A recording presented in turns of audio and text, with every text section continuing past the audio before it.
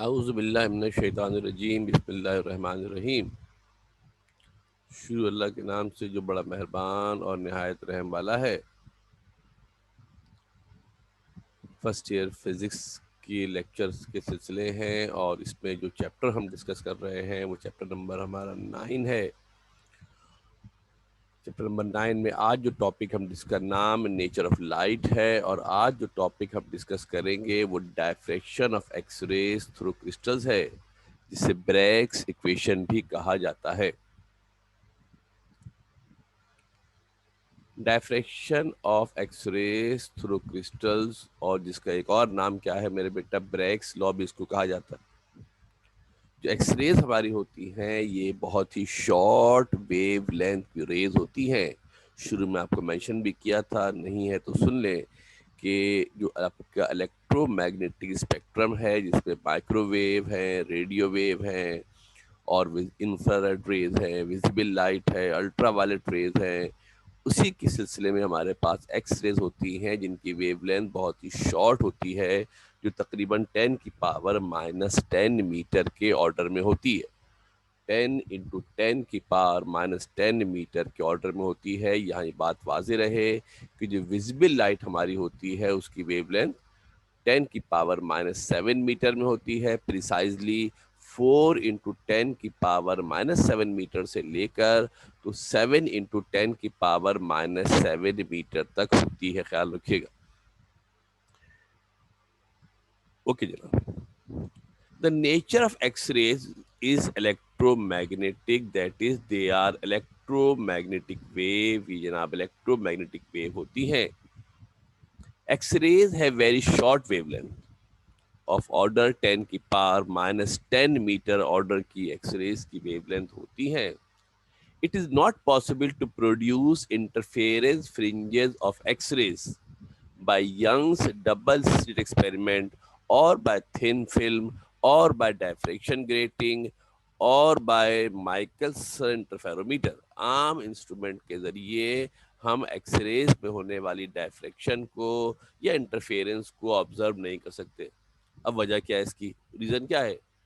The reason is that the fringe spacing delta x is equal to L lambda upon d. This is the formula for the Young's double slit experiment.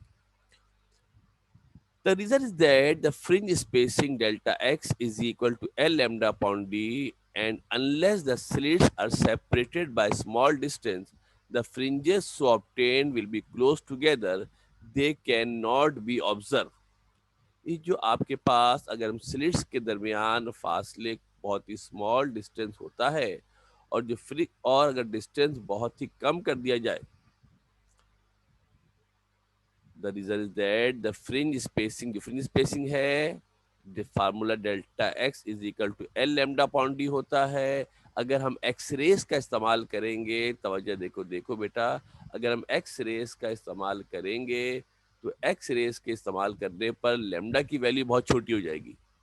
जब x rays को इस्तेमाल करेंगे तो lambda की value बहुत छोटी होगी। जब लेमडा की वैल्यू छोटी होगी तो डेल्टा एक्स की वैल्यू भी छोटी हो जाएगी, और जब डेल्टा एक्स की वैल्यू छोटी होगी तो दे कैन नॉट बी ऑब्जर्व, उनको ऑब्जर्व करना मुमकिन नहीं है। इतनी करीब करीब स्लिट्स होंगी या फ्रिज स्पेसिंग इतनी बारीक होंगी कि उसको हम ऑब्जर्व नहीं कर सकते। They can not be observe. Now then what to do? However, it is possible to obtain X-rays diffraction by making use of crystals. एक बात समझ लें कि इंटरफेरेंस के जितने भी फिनोमेना हमारे पास होते हैं, just make clear one thing, interference के जितने भी फिनोमेना होते हैं वो सब पाथ डिफरेंस पर डिपेंड करते हैं, and the path difference must be and should be in the order of the wavelength of the electromagnetic radiation we are using. जो लाइट इस्तेमाल करते हैं, जो इलेक्ट्रोमैग्नेटिक वेव इस्तेमाल कर रहे हैं, पाथ डिफरेंस उसकी वेव लेंथ के करीब करीब, उसके वेव लेंथ के क्लोज होना चाहिए। अगर वेव लेंथ से डिफरेंस हो जाएगा तो फिर आपके पास जो फिनोमेना होगा इंटरफेरेंस का वो बहुत ज़्यादा प्रोमिनेंट वाजे नहीं होगा। हाउएवर इट इज यानी कि एक्सरेज की डेफिनेशन के लिए हमें कोई ऐसा सेटअप चाहिए कि जहां पर पाथ डिफरेंस एक्सरेज की वेवलेंथ के करीब करीब हो। एक्सरेज की वेवलेंथ के करीब करीब होने के मतलब है कि 10 की पावर -10 मीटर के ऑर्डर में हो, क्योंकि एक्सरेज की वेवलेंथ 10 की पावर -10 मीटर की होती है। However, it is possible to obtain X-ray diffraction by using crystals such as rock salt, crystals in which the atoms are uniformly spaced in planes and separated by a distance of order 2 into 2 angstrom to 5 angstrom. Crystal एक खास arrangement होती है जिसके अंदर atoms को एक खास तरतीब में अरेंज किया जाता है, जिसको क्रिस्टल लैटिस कहते हैं। प्लेन्स बने होते हैं जिनके अंदर क्रिस्टल आपके एडजस्ट होते हैं। दो प्लेन्स के दरमियान जो फासला होता है वो डिस्टेंस बिटवीन एटॉमिक प्लेन्स कहलाता है, जो कि 2 × 10 एंगस्ट्रॉम से लेकर 5 एंगस्ट्रॉम के दरमियान, यानी 2 × 10 की पावर -10 मीटर से लेकर तो 5 × 10 की पावर -10 मीटर तक होता है। ये जो क्रिस्टल्स के एटॉमिक प्लेन्स होते हैं, ये हमें प्रोवाइड करते हैं पाथ डिफरेंस। एक्सरेज को क्रिस्टल पे डाला जाता है, मुख्तलिफ प्लेन से एक्सरेज रिफ्लेक्ट होती है, मुख्तलिफ प्लेन से एक्सरेज रिफ्लेक्ट होती हैं, और आप जब मीट करती हैं रिफ्लेक्शन के बाद तो इंटरफेरेंस का फिनोमेना होता है। जो पाथ डिफरेंस होता है वो दोनों प्लेन्स के दरमियानी फासले का फर्क होता है। जो दोनों प्लेन्स का फासला है वो एंगस्ट्रॉम में है, जो कि वेवलेंथ के करीब करीब है। Therefore, the X-rays diffraction of X-rays takes place when they are incident on the surface of crystal. X-rays में होने वाली डायफ्रेक्शन को क्रिस्टल की मदद से कर सकते हैं। The distance between the atomic planes of the crystal which are in order of 10⁻⁻10 metre provide the path difference. Now we will drive the Bragg equation. जो फार्मूला हमारे पास होता है वो क्या होता है, तवज्जो देके देखिएगा। Consider a set of parallel lattice plane having spacings between each other as shown in figure. ये मेरे बेटा आपको जनाब एक फिगर नजर आ रही होगी, इसको थोड़ा बड़ा भी कर लेते हैं, तवज्जो देके गौर से देख भी लीजिएगा। ये हमारे पास आपके पास कुछ लाइंस गिवन है जो कि ब्लैक से आपको नजर आ रही होंगी। ये लाइंस हमारे पास एटॉमिक प्लेन्स ये एटॉमिक प्लेन्स हैं। मैं आपको और वाज़ेह करके दिखा देता हूँ, देख लो बेटा। ये लाइन मैंने बनाई है ग्रीन से, अगर लाइन आपको नजर आ रही हो तो दीज लाइन से, उसको रेड से कर देते हैं, अच्छा नजर आ जाएगा आपको। ग्रीन से कर देते हैं। ये लाइंस आपको नजर आ रही हैं, these lines are the atomic planes. ये एटॉमिक प्लेन्स है। ये लाइन जो मैंने बनाई है, these lines are in fact the atomic plane. ये लाइंस हमारे पास एटॉमिक प्लेन्स को रिप्रेजेंट कर रही हैं। तीन फर्ज करें, प्लेन होंगे तो बहुत सारे, हम तीन प्लेन्स की जनाब बात जो है वो यहाँ पर करते हैं। और इस पर एक्स रेस को, parallel beam of X rays को इन पर डाला जाता है। इसको डाल रहे हैं बेटा, parallel beam of x rays इन पर डाली जा रही है। तवज्जो देके जरा गौर से देख लीजिएगा। ये parallel beam of x rays हमने इसके ऊपर डाली है। एक रे ये आई, ये जब टकराएगी सरफेस से तो टकराने के बाद क्या होगी, रिफ्लेक्ट हो जाएगी। कुछ हिस्सा इसका पास भी करेगा, कुछ हिस्सा पास भी करेगा, ये पास करके मेरे बेटा आगे आ जाएगा। कुछ हिस्सा पास भी करेगा, ये दूसरे प्लेन से टकराएगा, तो वहां से आपके पास क्या होगा, ये रिफ्लेक्ट होकर दोबारा आगे चल जाएगा। डिफरेंट प्लेन से लाइट हमारे पास टकराएगी।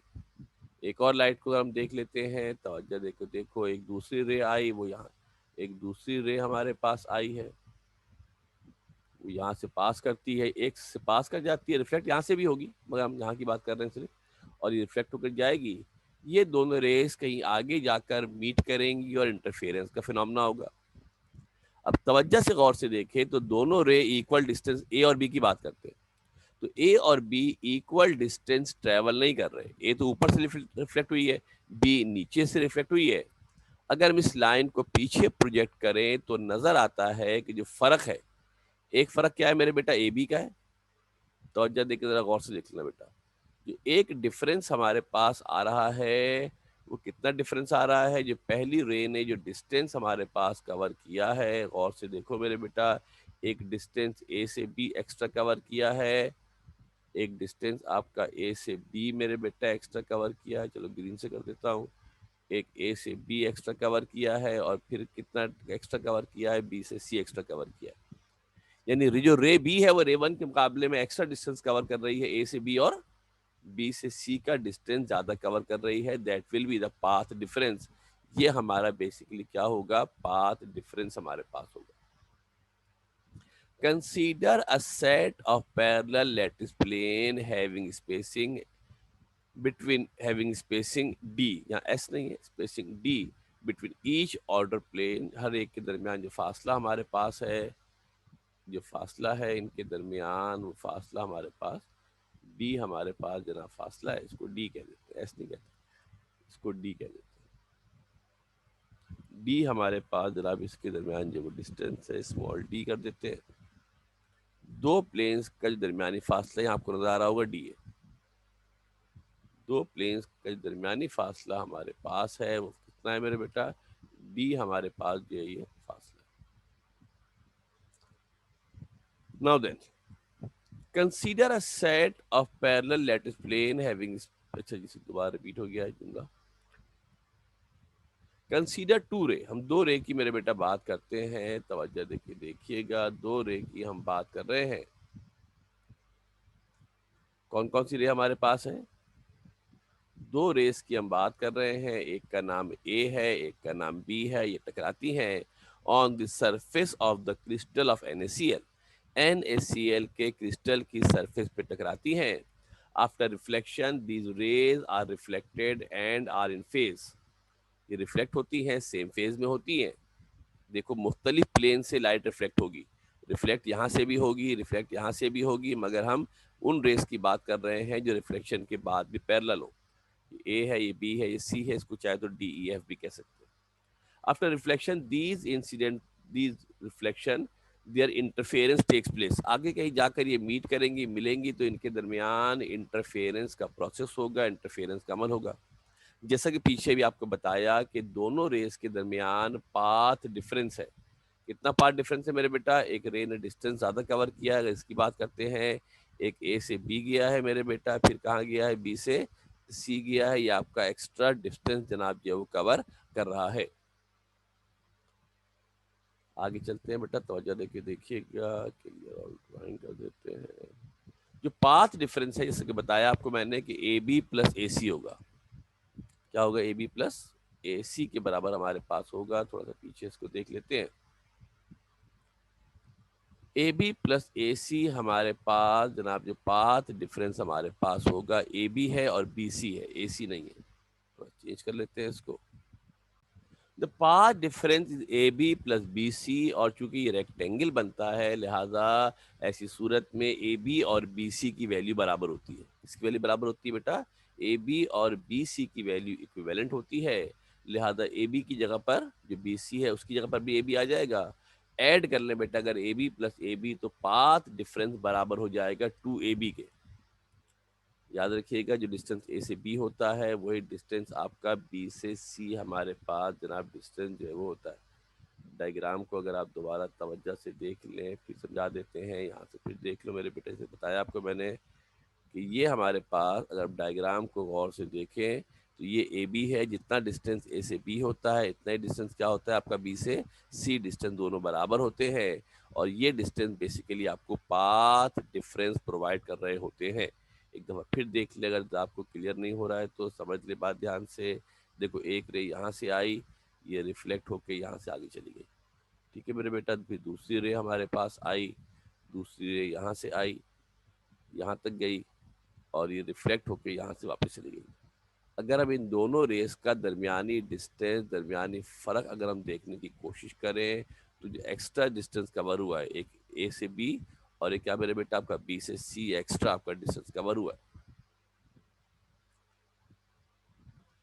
तो पाथ डिफरेंस 2ab के बराबर होगा।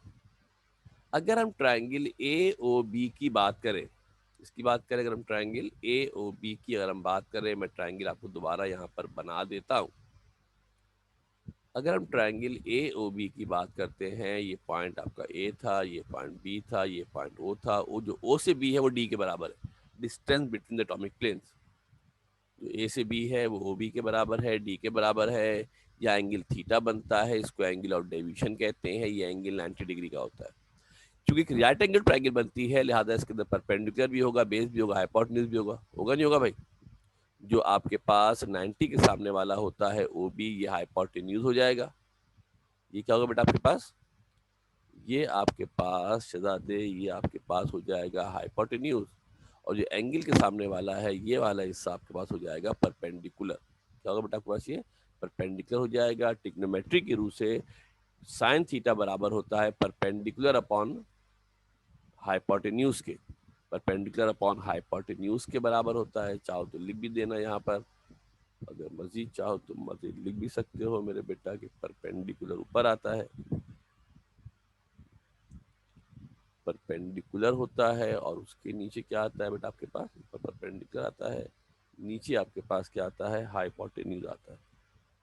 नीचे आपके पास हाइपोटेन्यूज आता है, परपेंडिकुलर अपॉन हाइपोटेन्यूज के बराबर होता है। चलो लाइन भी ड्रॉ कर देते हैं। Sine theta perpendicular upon hypotenuse के बराबर होता है।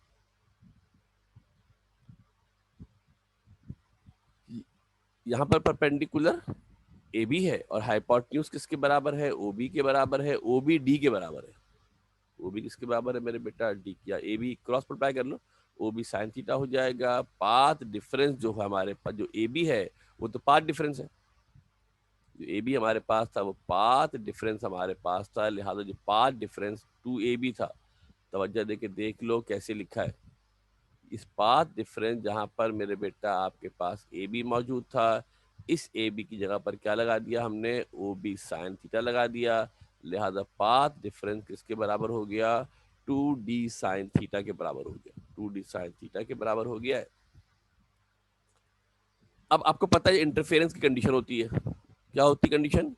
कंस्ट्रक्टिव इंटरफेरेंस हो सकती है, डिस्ट्रक्टिव इंटरफेरेंस हो सकती है। कंस्ट्रक्टिव इंटरफेरेंस होती है अगर तो पाथ डिफरेंस वेव लेंथ का इंटीग्रल मल्टीपल हो। क्या वेव लेंथ का इंटीग्रल मल्टीपल हो, यानी lambda, 2 lambda, 3 lambda, 4 lambda, n lambda हो। Now the integral multiple of lambda यानी m lambda is equal to 2d sine theta होगा। जो पाथ डिफरेंस है कितना होना चाहिए?